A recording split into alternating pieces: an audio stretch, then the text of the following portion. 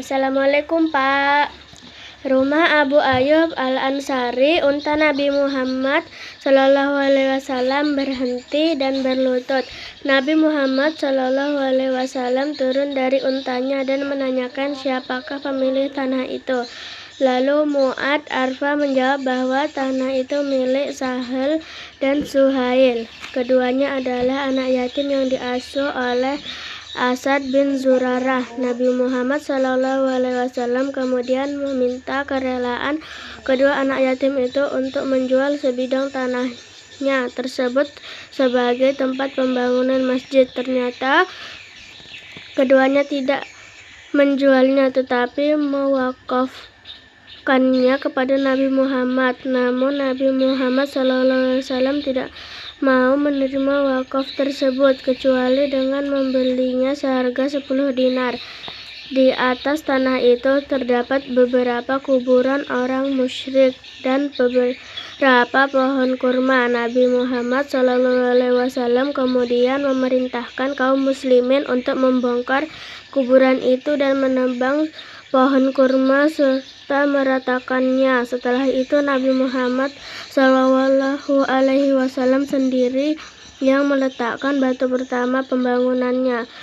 Setelah Masjid Nabawi selesai dibangun, Nabi Muhammad SAW menggunakan untuk berbagai keperluan seperti 1. Pusat peribadatan, 2. Pusat perencanaan kegiatan masyarakat, 3. Pusat latihan dan pendidikan dari Nabi Muhammad SAW, 4. Menampung kaum muhajirin dari Mekah yang kehabisan bekal, 5. Tempat mengadili perkara-perkara yang diselesaikan oleh Nabi Muhammad SAW. Setelah membangun Masjid Nabawi, umat Islam berturut-turut membangun beberapa masjid lainnya, diantaranya sebagai berikut.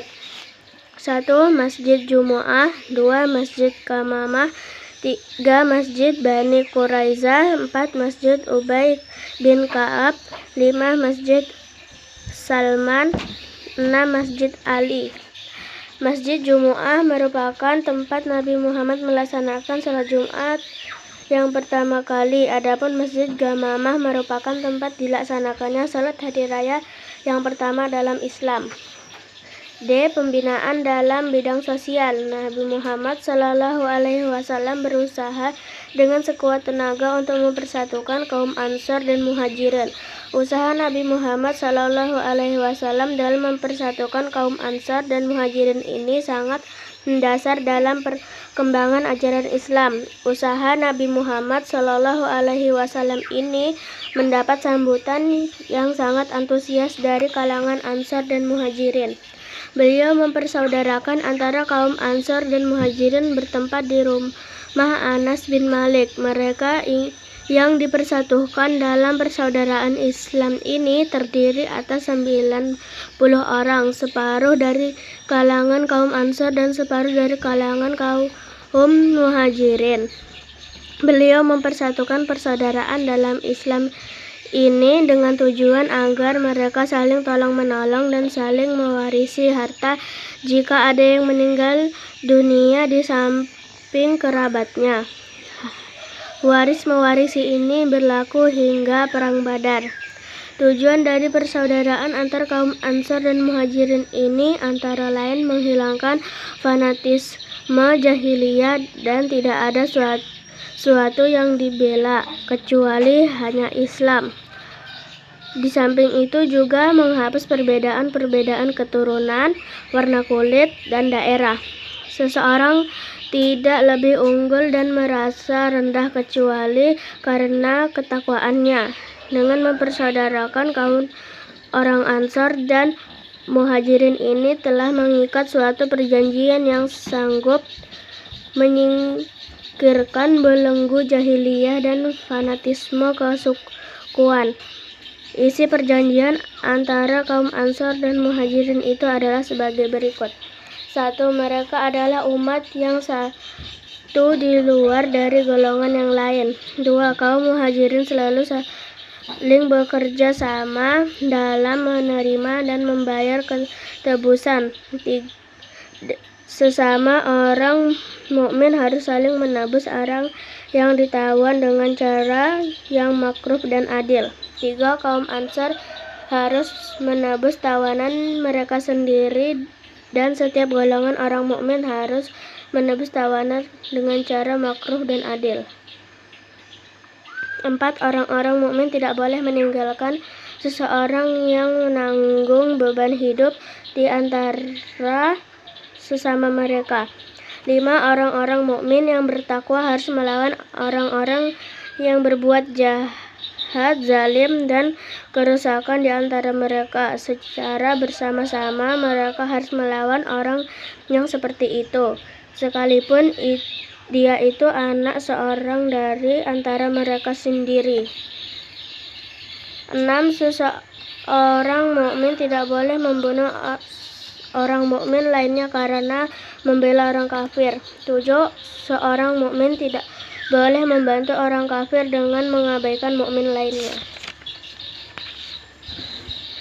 8. Jaminan Allah adalah 1. Orang yang lemah di antara mereka berhak mendapat perlindungan. 9. Jika orang Yahudi mengikuti kita, maka mereka berhak mendapat pertolongan persamaan hak dan tidak boleh dizalimi ataupun ditelantarkan. 10. Perdamaian yang dikukuhkan orang-orang mukmin harus 1. Seorang mukmin tidak boleh mengadakan perjanjian perdamaian sendiri dengan selain mukmin dalam peperangan fisabilillah. Itulah isi dari perjanjian antara kaum Ansar dan Muhajirin yang diberikan oleh Nabi Muhammad SAW. Perjanjian persaudaraan ini berlaku di antara orang-orang mukmin dari kaum Ansar dan Muhajirin. Perjanjian persaudaraan ini juga berlaku bagi orang-orang yang mengikuti mereka atau yang menyusul di kemudian hari dan berjihad bersama mereka. Pembinaan dalam bidang ekonomi. Sebelum datangnya Islam ke Madinah, keadaan perekonomian masyarakat Madinah sejak lama telah dikuasai oleh orang-orang Yahudi. Keadaan tersebut memunculkan persaingan dengan bangsa Arab, yaitu suku Aus dan suku Khazraj. Orang-orang Yahudi membuatkan senjata untuk dipergunakan dalam peperangan antara suku Aus dan suku Khazraj. Dengan sendirinya, perekonomian suku Aus dan suku Khazraj semakin melemah dan bangsa Yahudi menjadi unggul dalam mengendalikan perekonomian masyarakat Madinah. Sejak dahulu, memang bangsa Yahudi pintar mencari berbagai sumber penghidupan dan mata pencaharian. Bisnis apa saja dikuasainya, termasuk kurma, kamar, dan kain. Bahkan sampai diekspor. Bangsa Yahudi ini menerapkan pasar riba untuk mengambil keuntungan yang berlipat ganda, dan mereka dapat memupuk kekayaan yang berlimpah. Suku Aus dan Khazraj bersatu lagi, dan tidak ada pertikaian setelah mereka memeluk agama Islam. Keduanya sudah disatukan kembali oleh Islam, maka mereka mulai menata ekonomi yang dahulu sempat dikuasainya. Demikian juga permusuhan di antara mereka sudah terkikis habis oleh persaudaraan dalam Islam. Suku Aus dan Khazraj sudah dipersatukan menjadi golongan Ansar.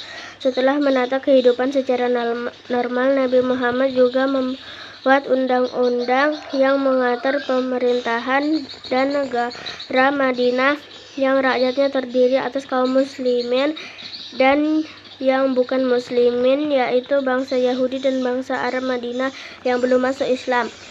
Dengan demikian, Nabi secara langsung menjadi pemimpin umat keseluruhan sekaligus sebagai pemimpin umat Islam di Madinah. Undang-undang tersebut dibuat dalam pengakuan bersama yang dikenal dengan Piagam Madinah.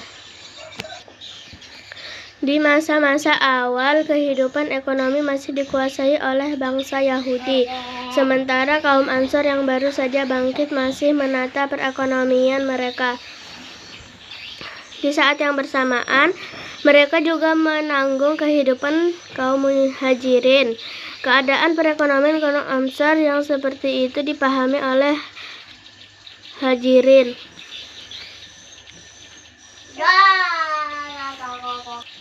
Keadaan perekonomian kaum Ansar yang seperti itu dipahami oleh Nabi Shallallahu Alaihi Wasallam yang saat itu memberikan bantuan dan perlindungan bagi kaum muhajirin. Kemudian Nabi menganjurkan untuk menata perekonomian kaum muslim Madinah, baik dari Ansar maupun dari muhajirin. Usaha Rasulullah dalam membina masyarakat Madinah dalam kegiatan perekonomian adalah mengusahakan perdagangan yang lebih baik.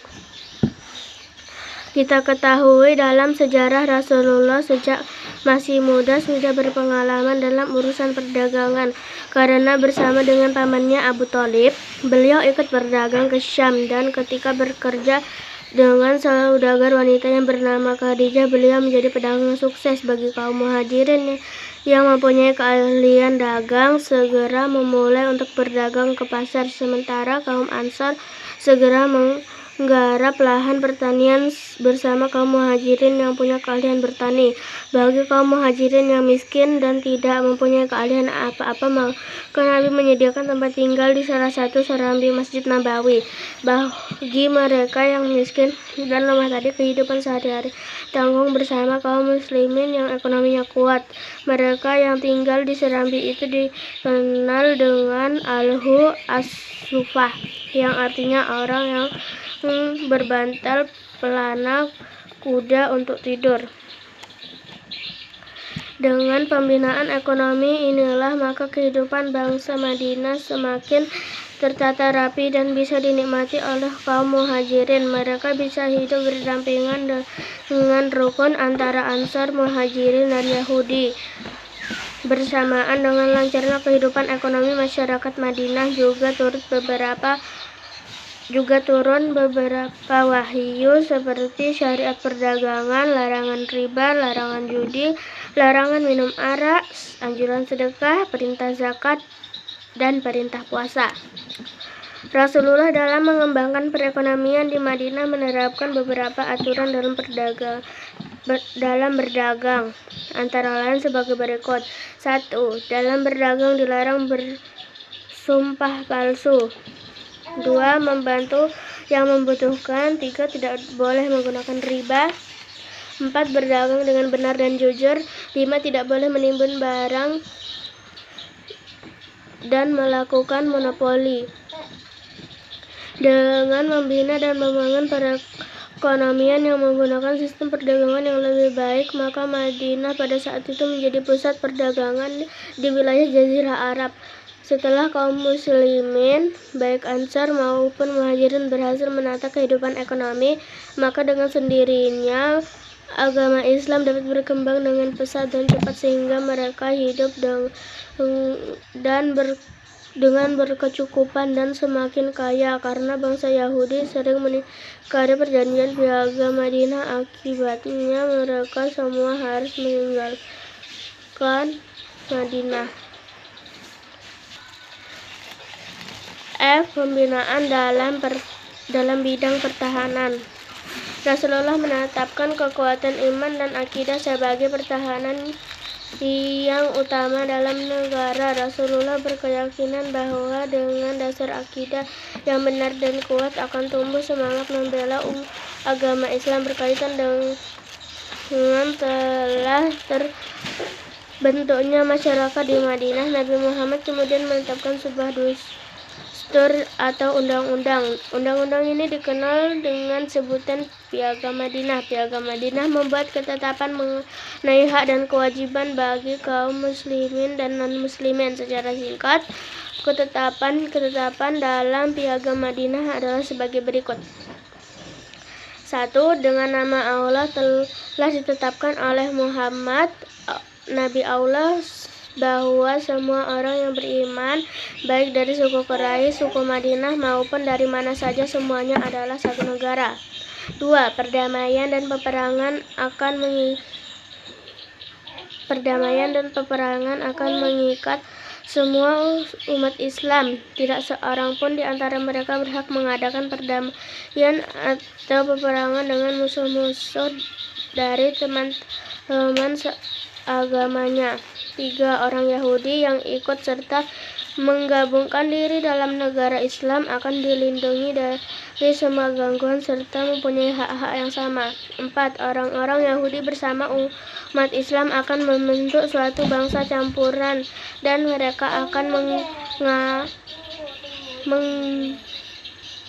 mengamalkan agama mereka sama bebasnya dengan umat Islam. 5.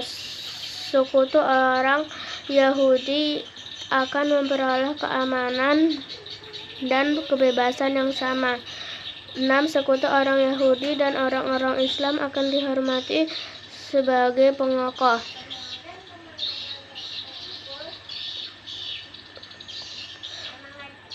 7. Semua umat Islam yang sejati akan memandang rendah orang yang berbuat kejahatan dan tidak akan melindunginya meskipun dia adalah saudara dekatnya. 8.